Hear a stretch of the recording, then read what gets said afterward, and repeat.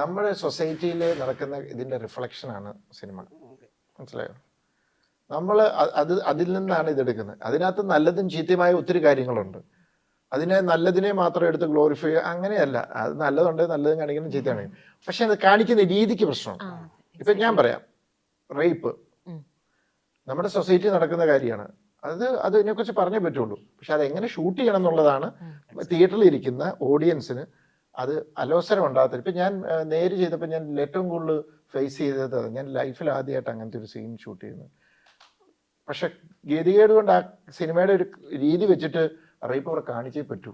കാരണം ആ ഒരു പോയിന്റ് കമ്മ്യൂണിക്കേറ്റ് ചെയ്യണം. ഞാൻ എന്ത് കഷ്ടപ്പെട്ടത് ഷൂട്ട് ചെയ്തെന്നറിയോ അതിന് മുമ്പ് ഇത് ചെയ്ത്. അപ്പം ഇവിടെ നല്ലതും ചീത്തയുമായി സൊസൈറ്റിയിൽ ഉള്ള കാര്യങ്ങളെല്ലാം നമ്മൾ സിനിമയെ കാണിക്കും.